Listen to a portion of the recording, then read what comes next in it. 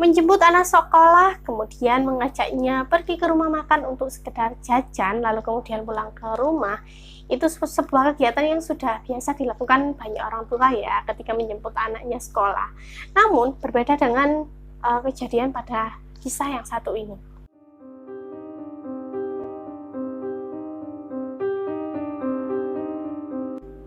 Pada hari Senin tanggal 27 Januari 2020, warga Kelurahan Cilembang, Kecamatan Cihidung, Kota Tasikmalaya, digegerkan dengan penemuan sesosok mayat gadis di gorong-gorong SMP Negeri 6 Kota Tasikmalaya.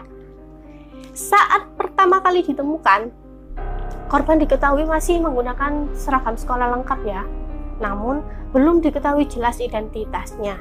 Sampai pihak polisi datang ke lokasi dan akhirnya dari pemeriksaan pihak kepolisian dari dalam tas milik korban ini akhirnya terungkap siapa mayat siswi tersebut. Polisi saat melakukan olah TKP ya, awal penemuan mayat siswi itu karena kecurigaan warga yang saat hujan, kenapa air dari gorong-gorong itu selalu meluap membanjiri jalan depan SMP Negeri Kota Tasikmalaya ini. Padahal gorong-gorong itu tidak biasanya mampet gitu teman-teman. Dan yang lebih mengundang perhatian adalah bau menyengat yang muncul dari dalam gorong-gorong tersebut. Setelah dibongkar oleh warga setempat, alangkah kagetnya mereka semua melihat ada sesosok mayat dengan posisi telungkup di dalam selokan itu yang menyebabkan saluran air tersumbat ketika hujan datang. Setelah penemuan jasad itu, warga pun langsung lapor pada pihak kepolisian setempat. Para polisi yang tiba di lokasi langsung melakukan evakuasi dan identifikasi mayat tersebut.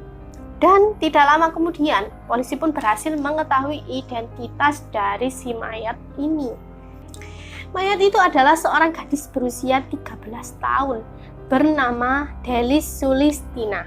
Dia adalah siswi SMP Negeri 6 Kota Tasikmalaya dan masih menduduki kelas 7 atau kelas 1 SMP ya. Dan jenazahnya sudah beberapa hari ada di dalam gorong-gorong sekolahnya sendiri. Dugaan kuat dilontarkan karena dari keterangan para warga sekitar yang mencium bau anyir yang sangat menyengat beberapa hari terakhir. Polisi pun segera mengevakuasi jenazah ke Rumah Sakit Umum Daerah Sukoharjo untuk melakukan otopsi. Tentu menjadi tanda tanya besar dong ya. Kok bisa gitu? Mayat itu adalah siswi dari SMP itu sendiri. Dan yang lebih herannya lagi, kok bisa ini mayat di dalam saluran air? Nah, akhirnya para polisi pun menggarisbawahi bahwa kasus kematian Delis ini diduga kuat adalah korban pembunuhan. Ya tentu ya dicurigai sebagai korban pembunuhan. Kalau misalkan ke bawah air karena hujan deras ya itu nggak masuk akal banget ya, kok bisa gitu ada siswi udah besar masuk ke gorong-gorong sesempit itu. Nah, karena itu seperti dimasukkan dengan sengaja ke dalam gorong-gorong itu. Dan yang menjadi incaran pertama polisi adalah pihak sekolah tersebut. Untuk mengungkap kasus ini, polisi mulai bergerak ke SMP Negeri 6 Tasikmalaya. Dari pihak sekolah, polisi mendapatkan informasi bahwa Delis tidak masuk sekolah selama 2 hari dan menuturkan bahwa kemarin pada hari Kamis tanggal 23 Januari 2020, Ibu Delis ini melapor kepada pihak sekolah bahwa putrinya tidak kunjung pulang seusai sekolah. Informasi tersebut didapat dari guru SMP Negeri 6 Tasikmalaya yang ikut mencari si Delis.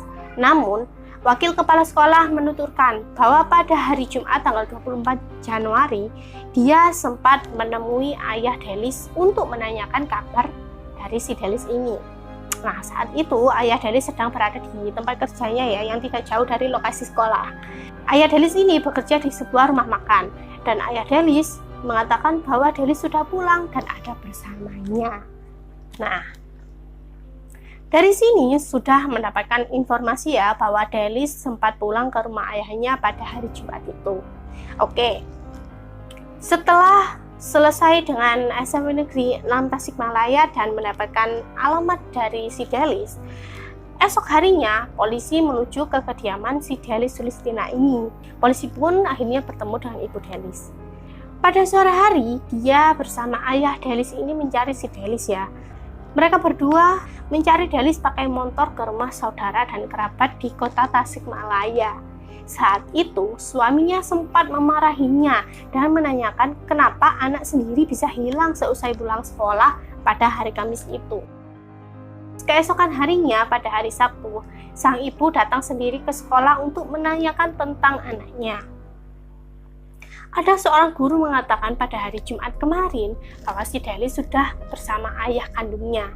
Nah, saya sengaja datang karena dia bilang ke guru yang mendatanginya bahwa Delis ada bersama dia, tapi ternyata tidak ada ketika saya lihat, ujar si ibu Delis. Nah, dari sini pun polisi mulai menemukan titik terang dari para saksi termasuk ibu Delis. Ketika polisi meminta ingin menemui ayah Delis, ternyata ayah dan ibu Delis ini sudah lama bercerai. Jadi udah beda rumah ya, nggak satu atap lagi gitu. Saya dan suami saya sudah bercerai lebih dari 5 tahun yang lalu, dan kini kita tinggal di tempat yang terpisah. Sedangkan Delis ikut dengan saya, itu ujar si ibu Delis. Setelah hampir 1 bulan polisi mengembangkan kasus ini dengan memeriksa 14 saksi yang berasal dari teman sekolah, guru, hingga rekan kerja si ayah ini, akhirnya berhasil mengungkap siapa pelaku pembunuhan siswi SMP Negeri 6 Tasikmalaya itu. Pembunuh itu yang tak lain pelakunya adalah, ya ampun, ayahnya sendiri ternyata pelakunya. Akhirnya sang ayah pun ditangkap dan mengakui bahwa dia sendiri yang membunuh si Delis, anak kandungnya. Menurut keterangan dari pihak polisi, yang membuat sang ayah tega melakukan hal keji tersebut adalah karena sang anak si Delis ini merengek-rengek meminta uang sebesar Rp400.000 untuk studi tur sekolah. Sementara sang ayahnya ini sedang tidak punya uang atau hanya mempunyai uang sebesar 300.000. Entah ya, apa yang membisiki sang ayah untuk membawa anaknya itu ke sebuah rumah kosong yang jaraknya tak jauh dari tempat kerjanya, dari rumah makan yang dia bekerja gitu ya. Nah, di rumah kosong itu dia menjelaskan soal duit yang kurang itu ya. Nah, soal duit yang kurang itu ayahnya akan mencarikan sesegera mungkin dalam waktu dekat. Namun si Delis ini tetap merengek-rengek ya. Di rumah kosong itu pun mereka sempat cekcok ya. Hingga akhirnya karena sangat kesal, sang ayah hilang kendali dan kemudian mencekik leher Delis hingga tewas. Namun usai mencekik anaknya hingga tewas, sang ayah ini membiarkan anaknya ini tergeletak sendirian di rumah kosong tersebut. Dan dia kembali bekerja ke rumah makan tadi. Nah, setelah pulang bekerja, sang ayah kembali ke rumah kosong itu. Dia membawa jasad anaknya dengan sepeda motor. Nah, dia membawa jasad Delis dengan cara dibonceng dan tangan korban diikat dengan tali kabel bekas antena TV. Dengan posisi jasad berada di belakangnya, seolah-olah memeluk si ayahnya tadi. Delis kemudian dibawa menuju lokasi pada malam hari saat hujan lebat, dan korban dimasukkan ke dalam gorong-gorong yang berdiameter sempit itu. Jasad Delis dimasukkan saat air di selokan itu sedang meluap, dan tubuh korban dipaksa untuk masuk hingga 2 meter ke dalam gorong-gorong itu. Jadi dipaksa sampai masuk ke dalam gitu loh teman-teman. Tujuannya apa? Agar terkesan seolah korban ini korban kecelakaan dan terjatuh masuk ke dalam gorong-gorong terbawa arus air saat hujan deras tiba itu.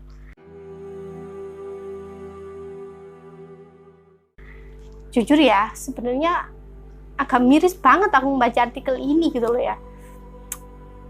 Seorang ayah yang harusnya sebagai tempat teraman, ternyaman, malah kayak gini gitu, menjadi pembunuh anaknya sendiri. Bahkan dibilang apa ya, si ayah Delis ini sukses banget membuang jasad anaknya ke dalam selokan sesempit itu. Dari beberapa sumber yang saya baca, selain korban dari perceraian kedua orang tuanya, mirisnya lagi ternyata si Delis ini juga sering dibully di sekolahannya. Dia dibully sebagai anak bau lontong. Ya, karena memang ibunya si Delis ini bekerjanya sebagai penjual lontong ya. Bisa dikatakan mungkin awal terjadinya masalah, ya mungkin ya, awal kekesalan Delis sehingga merengek ke orang tuanya ya karena bulian ini. Karena apa ya, dampak dari bully tidak bisa dianggap seenteng itu ya, apalagi untuk anak-anak seusia Delis masih menginjak remaja gitu, masih labil-labilnya. Nah, akibat pembulian dari teman-temannya di sekolah sangat mempengaruhi kondisi psikologis si Delis ini juga. Biasanya sepulang sekolah, anak-anak itu emosinya akan diluapkan kepada orang terdekat, termasuk orang tuanya sendiri saat di rumah. Nah, bayangin ya kalau pembuli sampai tahu kalau si Delis ini ternyata tidak mempunyai uang yang cukup untuk study tour. Mungkin di sekolahan dia semakin dibully oleh teman-temannya.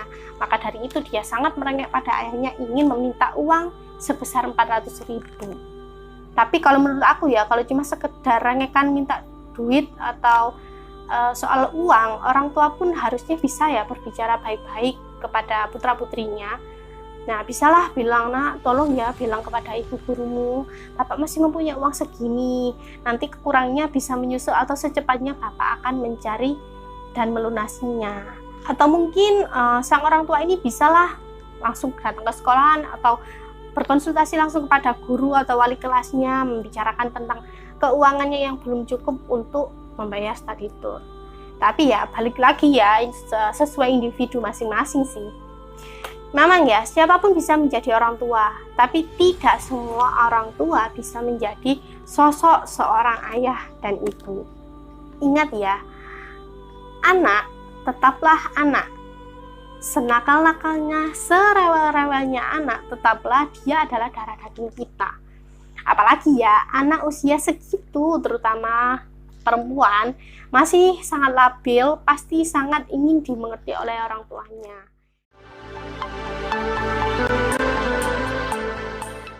Oke teman-teman, semoga dengan kasus ini kita bisa belajar untuk menjadi orang tua yang lebih care, lebih mendengarkan keluh kesah anak. Dan kita harus siap ya menjadi orang tua sekaligus teman bagi mereka. Banyak sekali orang-orang yang bilang anak itu adalah rezeki.